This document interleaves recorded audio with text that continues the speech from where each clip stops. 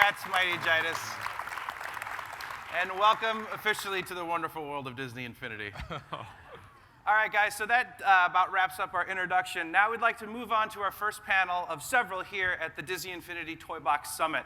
It's going to be the Creative Minds Summit, where we've actually brought in a whole bunch of different people that work at different divisions in our company. I'm going to talk to you a little bit about what they do, some of their favorite games, some of the work that they do with us, and give you a chance actually to get to meet them. So first, I'd like to invite up on stage Mr. Jeffrey Bunker. He's the VP of Art Direction for Disney Infinity.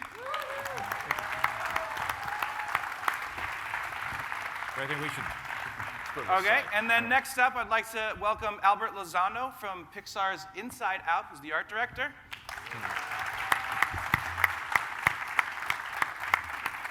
How's it going? Good, how are you? Hi, nice to meet you. And of course, Mr. Matthew Fillbrandt, who is from Lucas Franchise Management, executive producer over there.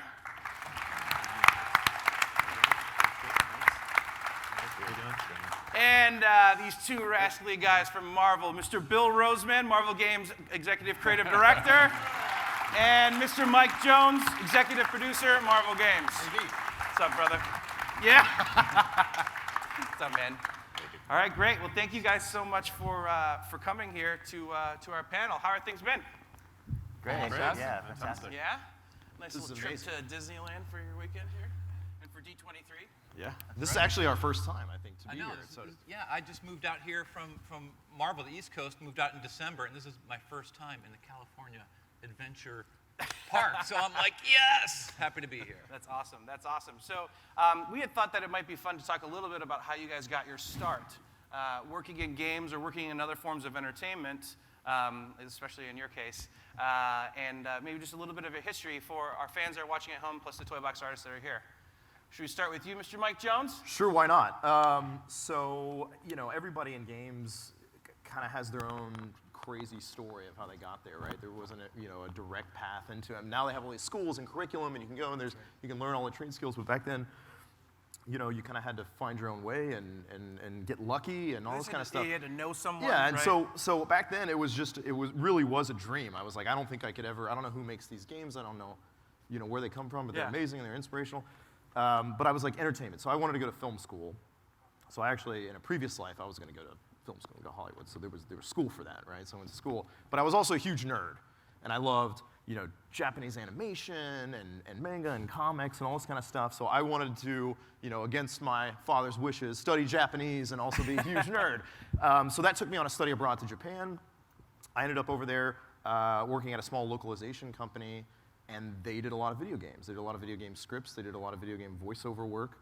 And that was kind of my just lucky backdoor, foot in the door into the games business in Japan. And then came back, and I joined a little company called Midway Games. Oh. After that, way back in the day. But having a little, just speaking Japanese and having a little bit of localization experience under my belt was enough for a game company to let you in the door. Because back then, if you didn't have experience, you couldn't get a job. But if you didn't have a job, you couldn't get experience. So it was this whole chicken and egg situation. Yeah, right. But I got lucky and I got a little bit of experience, and then the rest was history. And then I learned tons about development and publishing and licensing and all that just on the job over the course of about 13 or so years. Now, over at Marvel Games right now, you're the executive producer over there, but you've actually worked on some pretty incredible games that I'm big fans of. You maybe want to tell everyone here in the audience and at home some of the games that you worked on while you were at Capcom? Oh, right. So, which amazing games? So I joined more recently. That was years ago. More recently, I joined Marvel last year, actually, to the Marvel Games team,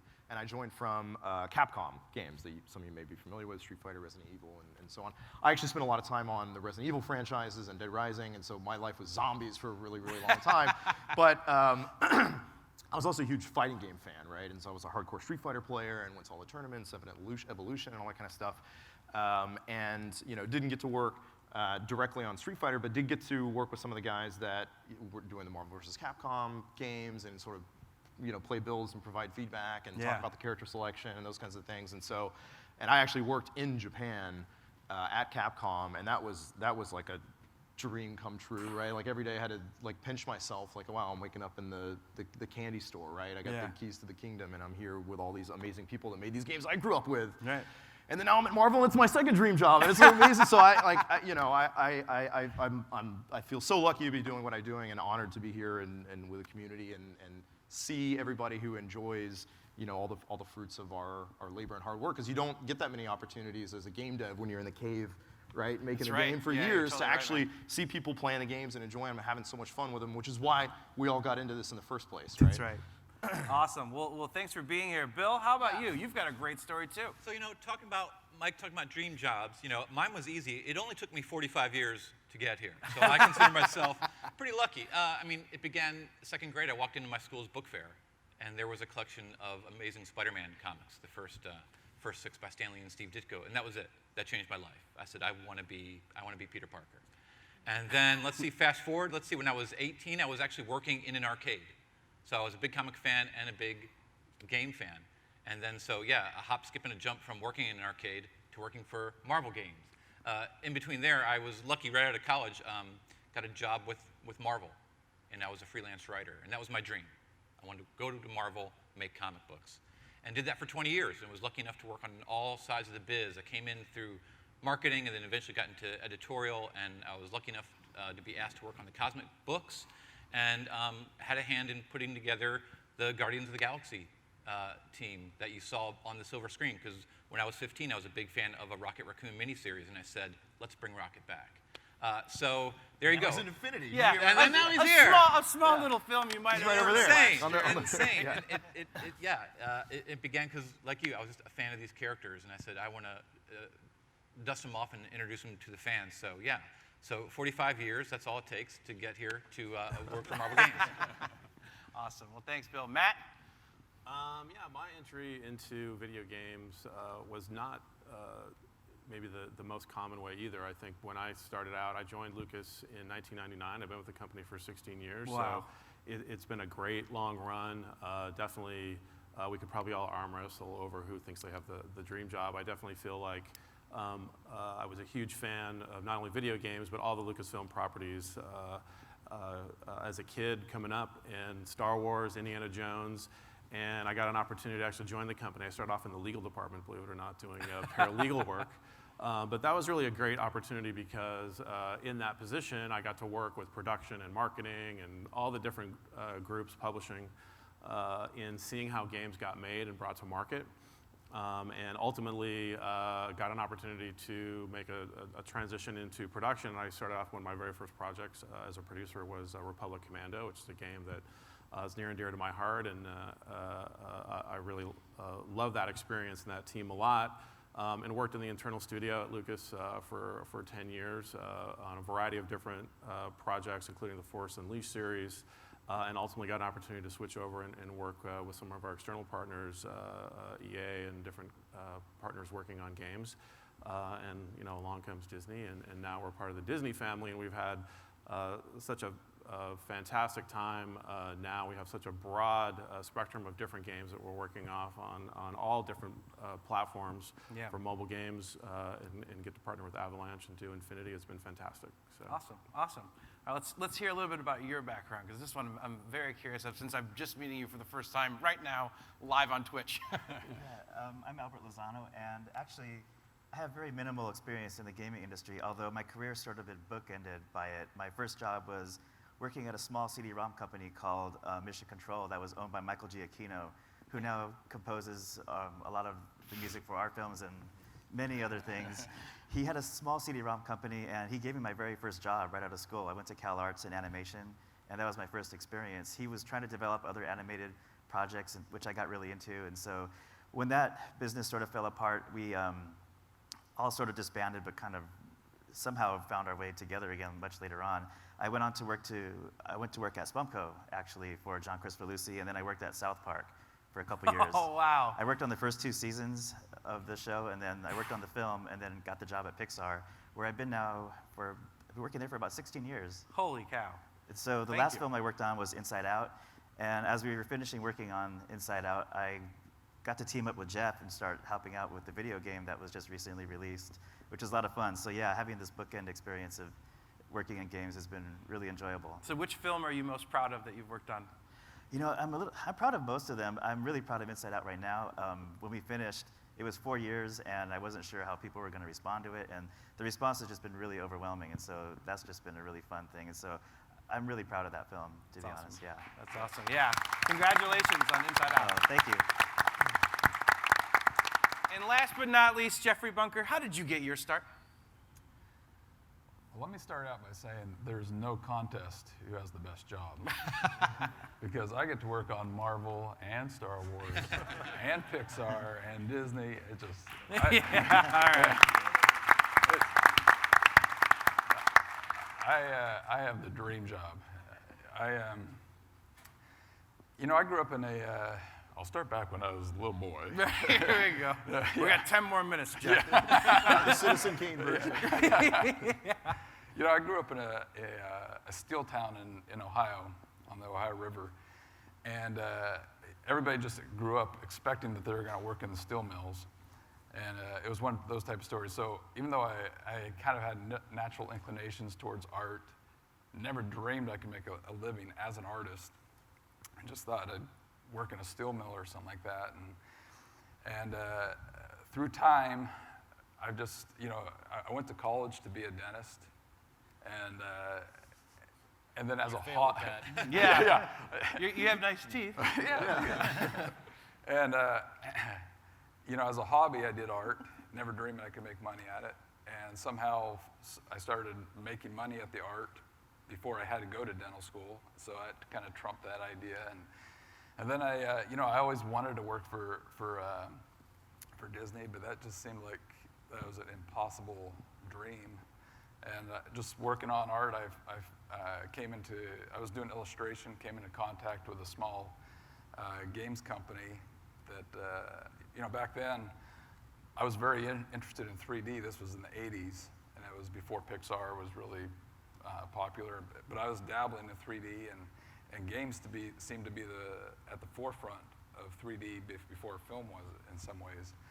And so just as a hobby, I even started doing games. I wasn't even a gamer, to be honest with you. And then I came into contact with Blackburn and some of the early Avalanche guys, and we got together. And then 10 years later, Disney acquires us. And then 6 months later, Pixar gets acquired. Then Marvel. I mean, it's crazy. I can't believe I'm sitting here on this couch with these guys. It's just awesome. That's awesome. So I want to open it up a little bit. Yeah, absolutely. The pleasure goes What a both great ways. story. So I want to open it up a little bit, actually, and ask you guys what it's like working with such iconic brands. At Disney Infinity, we are the only sanctioned brand in the company to bring all these characters together, which has its challenges, but we work closely with you guys all the time about all these different things, right? Darth Vader doesn't run. These things to keep characters actually on brand, right? And it's things that, some of the time we do know, some of the time we don't know. So maybe talk a little bit about what that's like. I mean, not only with us, but with some of the other partners that you guys work with. What is your job like? What's it like working with these brands? I went first last time. I was going to yield the floor to you guys. I think I can speak for our team. I think we feel a lot of responsibility that we're just the caretakers for right now for the things that we're working on in Star Wars, and we're not solving for tomorrow. We're solving for Star Wars to be around for 30 more years, and we want to create authentic experiences that touch all the different pieces of storytelling and character and deliver high quality experiences, and that's a lot of pressure. And so when we work, we get an opportunity to work with some of the best developers in the world. And there is sometimes a process you have to go through to kind of remind them of maybe some of the rules of Star Wars. One of the things that makes Star Wars great is the characters change, they evolve, some of them get killed off, some of them are encased in carbonite for a period of time, other ones are in the bottom of a Sarlacc pit, and so that means that when we do storytelling or we want to use some of these characters or weave new stories in these timelines, we have to be very cognizant of these situations and make sure that we help our partners understand that things change and not everybody has a lightsaber during the classic period, and really work with that. And it is sometimes a challenge when you have to take a game where you have certain game mechanics that you need to make a game fun, and maybe if Darth Vader can't run, that actually turns into a bit of a problem because you need him to get from A to B in a certain amount of time in order to have a fun gameplay experience. So we have to figure out how to make him feel authentic to himself and be true to the character that people would know from the films, but also figure out how to bring in some of the game elements to make sure that it's also a fun game experience, because if he's exactly like you see him in the movies, that may not be the kind of gameplay experience that you want where people want to play him. And so we work with teams to figure that stuff out. Yeah, and that's a really difficult balance. I mean, that was one example, and we kind of laugh. I mean, what's funny about it is that more often than not, the response that I've been seeing from people is they appreciate how authentic we actually are to that character. And a lot of that has to do, most of it has to do with how you guys have guided us along the way to integrate the complete Star Wars experience inside of Infinity. Is there any other fun kind of behind-the-scenes stories or memories from working on Disney Infinity, and specifically with Star Wars, that'd be kind of a fun anecdotal story to share with the audience?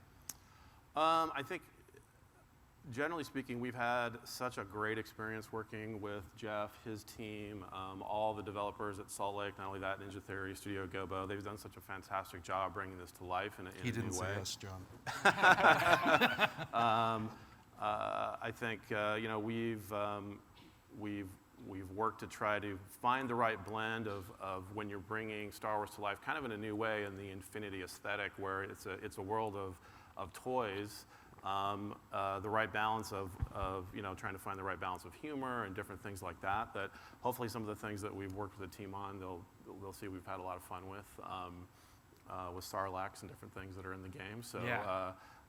There's a lot of cool surprises, and I think that we're very proud of the work that we've done with the team, and I'm really looking forward to it coming out and seeing the reaction.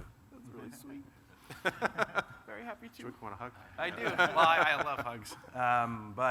Okay, so let me, Albert, let's turn it over to you. I mean, you were talking a little bit about how you'd worked with Jeff on bringing together some of the artistic direction for Inside Out, and how that translated to Infinity. You guys maybe talk a little bit about that for a few minutes?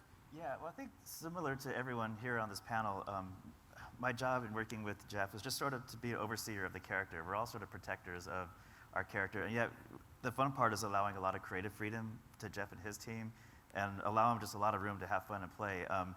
Inside Out in particular, we had tons of reference material for ideas that were never actually in the film. We left about 90% of the work that we did just on the floor in the trash. And so the fun part was just sharing a lot of those ideas with Jeff's team, and then saying, well, for one thing, just like Darth Vader, Sadness would not run either. She would probably want to be dragged around by Joy or something like that. I've seen in the game, actually, she rolls. And if dodge. so light jog, if she tries to run, she's not going to get very far. So just little things like that, like stay in character. And Jeff's team did a really great job of maintaining, what the characters were like in developing the characters. I just sort of know, Joy would maybe do this or not do that, and just sort of watching over it, make sure that nothing goes way left field, that it stays in character, and then have fun with the world. And as long as the world doesn't go way off, we share a ton of work. And the fun part is just, it's a lot of communication and collaboration, back and forth, working together through video conferencing, meeting in person, and it's just a really fun process to be working that way. Yeah. Jeff, anything to add there? It's behind the scenes. It's an interesting, fun process. We start out, or I'll say, personally, I'll speak for myself. I start out with some assumptions with what I think is right before I get to talk to these guys, and invariably my assumptions are all wrong. And I start to, because I have this mindset of what makes the best thing for the gameplay, or for. And a lot of times, in the case of something like Inside Out, I haven't been able to see the film. So I've seen concept, and the film is still in the process of being made, and it's changing, and they have ideas of, or not ideas. It's very concrete to them of what that character is and how they should behave, and so. I bring my assumptions in there of how that character ought to look, or the pose that they have, or how the mechanics ought to be. And there's this debate that happens that they do what's best for their characters and their story, and I'm trying to do what's best for the game. And it feels like we're not making either of us happy. But in the end, we're probably hitting in that middle ground that's right for both. And I think it's there's times that it's challenging, but in the end, I think it's a fun process. I think, when I was playing the other day, and I don't know if a lot of people have seen this yet, but when Joy's running in the toy box, after she runs for a certain amount of time, she puts her arms up in the air and runs like that, which I think is so funny. There's so much personality that our team has captured in all of those characters that extends beyond the experience that might have originally introduced you to them. Now, the Marvel guys, you guys are by far the most fun. When it comes to a defined, I would say a defined rule set of what you can and what you can't do with those characters, because these characters have been around for such a long time, and have appeared in so many different things, comics, films, animated series, all these different kinds of things. The encyclopedic knowledge you must have of all these characters is probably pretty insane. Well, that's what I tell my mom. I said, Mom, all the comics you bought for me, it was all research. Yeah, It was all R&D, right? And you're right. The knowledge that we have to have is for us who are lucky enough to work with these characters that we love, it comes natural to us because we've lived with these characters for years. I mean, weekly, daily, my head was buried in comic books since even before I could read, and then watching the cartoons and now seeing the movies. So these characters are so, when you ask about what they would or wouldn't do, they're real people to us. We know them so well. We have that, I'm glad you brought up the word responsibility, because at Marvel we live by the mantra, with great power, there must come great responsibility. And our power, we're lucky enough to have, if you call it power, we're able to work with these characters. Our responsibility is to make sure that when you read a comic, play a video game, watch a movie, that the characters are right, that they are just as you imagined them, and that we are delivering everything you want as a fan.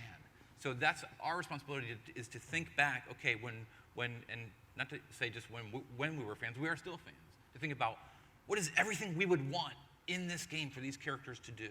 So that's what kind of we live and breathe. Mikey, how about you? Well, I mean, it's exciting, it's challenging. I mean, you guys talked about, brand and character versus the gameplay and finding all that middle ground.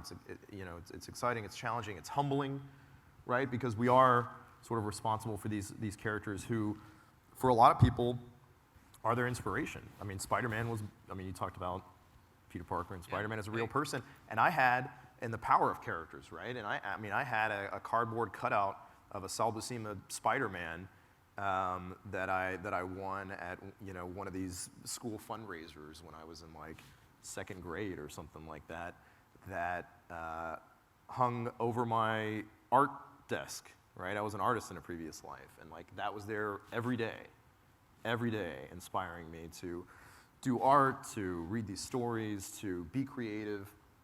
And so, we take that very seriously in terms of like who our characters are and what they mean to people and what they would do in this context of a game or in that context of a game, or the story that we're telling, and that it's meaningful and that it's authentic. And so, and Infinity is such an amazing platform to do that, both storytelling and being creative, right? And the toy box, and so we can tell these amazing, authentic Marvel stories and be true to Marvel characters, and then just like your toys at home, you could. Actually, I want to see Hulkbuster fight General Grievous. Is what if he's coming. That's what I want to do in the toy box. Anyway, and so it's a crazy, complex super system of problems to solve and considerations and exciting creative debates and this kind of stuff, and ultimately the result of that is what you guys see on the screen. Yeah, right, I mean it's crazy because we are the tip of the spear. And as the brand that brings them together. So if you guys can imagine, the conversations that we have together as a group are pretty fun and pretty interesting. I'd say that a senior exec in the game industry recently was kind of lashing out against Infinity and said, well, we don't have a 2-inch brand book that we have to, and rules that we have to abide by to make our characters. And it made me laugh because I was like, actually, that's a privilege. Right? Yeah. It's nice to be able to have characters that resonate and are relevant and that, can all come together inside of Disney Infinity. It's the only game that will do that. So before we take some questions, I want to ask one last thing. Who would win in a fight between Thor and Darth Vader? Let's watch them debate in real time. All right, Bill. Now, Thor is Sick a of god. Man, I mean, I just see Thor calling down the lightning and cracking Darth Vader's helmet open. As much as I love Or just put his hammer Darth on Vader. Put Mjolnir on him. Could the Force move Mjolnir? Yeah. If he put Mjolnir on top of Darth, could Darth get up? That's an I interesting don't know. question. Is he worthy? Yeah. Maybe after he took off his helmet Matt, and you gonna reunited sit with, here? Are you just taking reunited with abuse from Luke, the Marvel maybe guys? he was worthy. No, I think the dark side of the Force is way too powerful for. Oh. Well, We'll leave that question up to the fans to decide. that's right. That's right, Bill. All right, cool. All right, guys. So we're gonna do a few quick minutes for questions. Hey, it's Tyler. Hey, what's Everyone's up? favorite ham model. Hi, Tyler. All right, well, I do have a couple of questions from the chat, but if anyone in the audience has a question, you're more than welcome to come on up to the mic right here and wait in line, and we'll see what we can get you up here. All right, well, my first question from the chat comes from Wolfsbane74. He's asking, what is your favorite part of production? It's up for anybody. I love talking about what are the poses of the figures. I seriously love getting up and what if we did more of this, and then what if we raise his hand up, and that is so fun to like, what pose communicates instantly to you, whether you know the character or not. The pose should say to you, this is what this character is all about. So I love that part. And then Jeff goes, well, that's not going to fit in the box. Yeah, so even the bar. We don't have a box that big, Watching Bill. Bill do all his poses, that's it. But that's part of the fun challenge. Is like, hey, this is reality. And in life, we do have challenges and things we have to work within. And so it's able to bring, here's a reality, it's in this box, and then here's what the character is. How can we make the most of that situation? Yeah, we literally could not fit Hulkbuster in the box. He was too big. He's awesome. Yeah. Anyway, and I think for me it's kind of two sides of the same coin of making a game. Is that initial ideation phase where it's blue sky and just anything is possible, because anything is possible, right? And then ultimately shipping the product and getting it out there in people's hands, right? I think both of those are I think very special moments in the game production pipeline. Yeah, I totally agree. Like Yeah. The blue sky part is the fun when you can get a room with the teams and talk about all the different possibilities of what you're going to do and all the planets you're going to build and all the characters you're going to have, and eventually that has to get whittled down into a shippable game. But and the second piece is really when you get the product in the consumer's hands and you give them an opportunity to play it, and you get that validation back when you see people playing with it and having fun, and all the YouTube videos and different things that people put together, all the toy box creativity that you're going to see come out of this that will now include Star Wars pieces is going to be fantastic. That'll be really exciting. I think for me, one of the things I love is actually working with you guys, is the conversations that we have. I always say that, when I'm long gone from Disney, the book that I'm going to write is going to be incredible. But it's so much fun because, again, it is this honor, and it is, when we have conversations about should Mjolnir be an actual pack that any character could use, right? And it's like, absolutely not, because only Thor can wield Mjolnir. And as we have those conversations back and forth, and then the Darth Vader thing, and understanding the brand rules with Inside Out and all the different Pixar characters, I think being in this position, fortunate enough in this position where you're actually bringing all these characters together for the first time, the conversations that we have are crazy. It's like we laugh, like, do we just talk about Dumbo for an hour? Like that was work, so. That's pretty cool. What's the next question? Our next and final question from the chat comes all the way from the UK, from Toy Box Artist team Vault of Villains. This Hey, one's guys. specifically for Yeah, say hello, Vault of Villains, guys.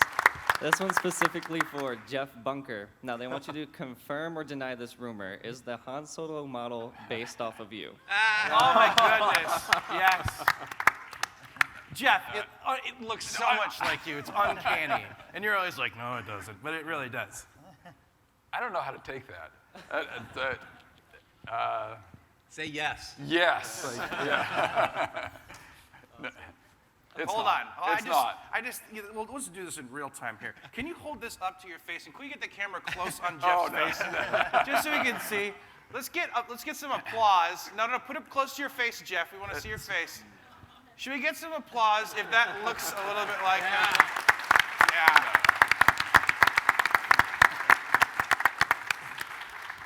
All right. Is that it for questions? All right, cool. Well, thank you guys so much for being a part of our Disney Creative Minds panel. Thanks for having us. Really, really appreciate your guys' time and all the work that we've done together as a team. So, big round of applause for our panelists. Thank you. Awesome, cool. All right. You guys should probably maybe exit stage. Oh, was this Oh, was that your contribution to the panel? Finally said something. You guys are funny. Glad we had a senior vice president here for that. All right. Thanks, guys. Oh, yeah. Cool. Thank you, Thanks, guys. brother. Thank you so much for going. And have fun in Disneyland today, unless you have to go back to work. All right. Guess what, everybody? The force is strong with PlayStation. It's not? It is? Okay, don't shake your head at me off camera then. Come on, Allison. You have another giveaway first. Oh, are you going somewhere, Allison? I'm What is not going this? somewhere, but somebody in the audience may be going somewhere with this Oh. amazing Darth Vader American Tourister 21-inch spinner. So, ooh, yes, hard to lose. Sounded like some very calculated language there. So we are so excited to have our audience members with us. You guys, it's awesome to have our artists here, as well as some of our other community members. You guys are so active. You have fan sites. You're always tweeting at us, and we just really want to show our appreciation. So, Okay. one of you want to help? Here, John. I will now participate in today's. All right. Wait, hold on. This is someone's name? What are we doing here? Yeah, this is someone's name. And we're giving. This is how a giveaway works. So you pick a name out of here, and then Sorry, we give I it just- give it away. Hey, I've got a bucket and a suitcase. All right. All right, this is an audience member's name. Okay. I think it's Marcial Vance. Do we have a Marcial? Yes? Yeah. Yeah, come on up. Marcel. Come on up. Congratulations. This Darth Vader suitcase is yours. Excellent. Wait, you Thank should you. come up here and show everyone yeah, with it. show it off. What do you think of that American Tourister 20 spinner? I think he looks incredibly cool. I love Darth Vader. Sweet. Where are you going to travel? Say Disneyland. Disneyland. Yeah! All right. Congratulations. Thank you. Awesome. Yeah, congratulations, man. All right. Cool. Now, the force is strong with Okay, PlayStation. thank you. So that was coming. So we are super excited to also be giving away a PlayStation 4 to an audience member. Woo! So, all right, shake this up. No, you do it again. Okay. All right. John Blackburn's going to do the honors. If it's like Adam Boyes. It's, Yeah. We didn't get to put our names in there, did we? Okay. I think the force is strong with the Vance brothers. It's Brett Vance. Wow. Look at this. Come on up, guys. There you go. Are you guys related? No. No? Okay. Well, it's just people named The Vance. last name. There you go.